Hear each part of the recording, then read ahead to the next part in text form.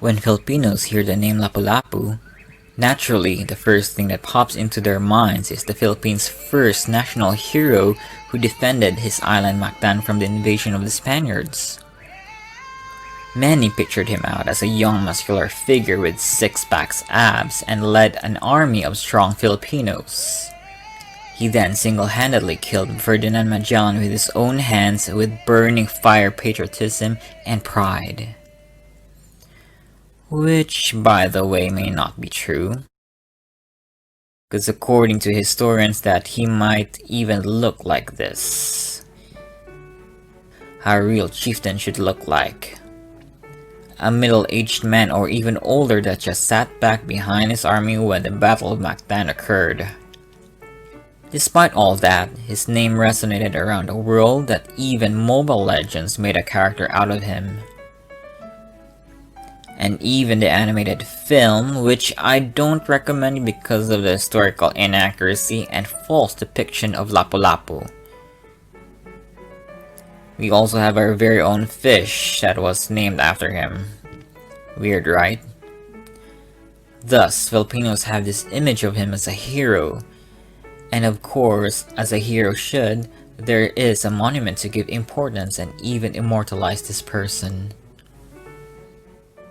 But today we're not gonna talk about his bravery and his patriotism. Instead, we're gonna talk about something really weird. Ooh. Hi, good morning, good afternoon, good evening, or good night if you're about to sleep. Hi, my name is Phil, and welcome to my news segment I call Freaky Fridays with Phil.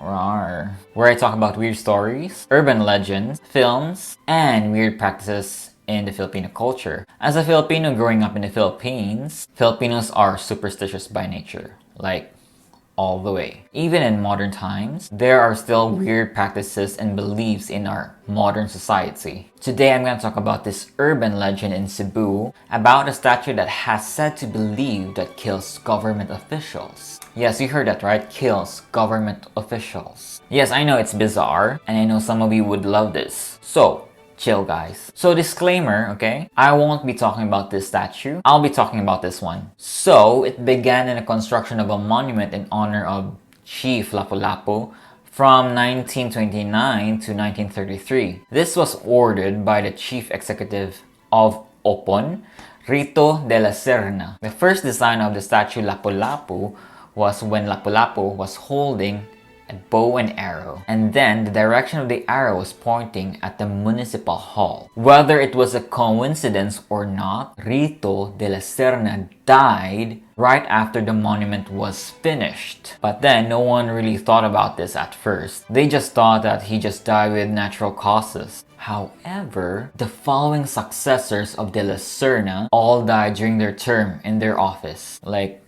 holy shit. Now then, people began to talk about this. Of course, as Filipinos as we are, so people in the town were started talking about spreading the news about this statue that kills people in the municipal hall. Psst, Dai, I have a chica for you. Oh my god. What is it, girl? So Gregorio de la Serna, who is a nephew of Rito, was soon elected to serve in replacement of Rito from 1934 to 1937. But wasn't able to complete his term and died around 1937. Now next was Simeon Amodia, who was supposed to complete Gregorio's term and again died even 1937, didn't end yet. Like, what the F is going on here? Like, this was crazy. If I was a government official in that town, like, no, I'm gonna move to another town. But the problem is 1937 hasn't ended yet, so people needed someone to replace the position. Then, Pascual Patalinghud was able to break the cycle from surviving through 1937. Whew!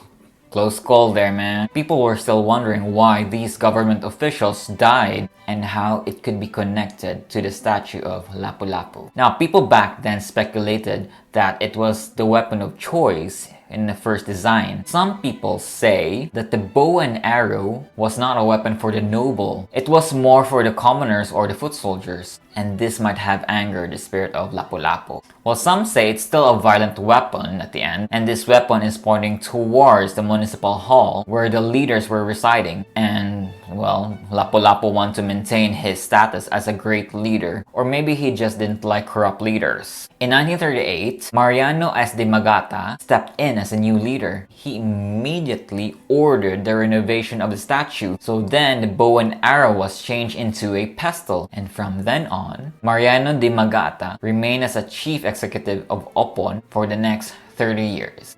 Yes, 30 freaking years. This honestly was one of the most bizarre and yet interesting stories I've heard when I was young. A lot of Cebuanos, especially in the older generations, know this story and believe in this tale and pass on from generation to generation. But that's how it seemed though. When you ask a younger age group about this, they don't know about it actually. They don't even know there's a statue in Opon. So that's why I decided to make this video. So what do you think, guys? Was the statue really cursed? Or those government officials didn't manage their cholesterol levels from all the fiestas they have been? So if you want to hear more interesting weird stories about the Filipino culture and the Filipino life, just comment down in the comment box below, okay? And remember, stay safe guys, wear a mask, wash your hands, and yes, stay away from statues I guess. So bye!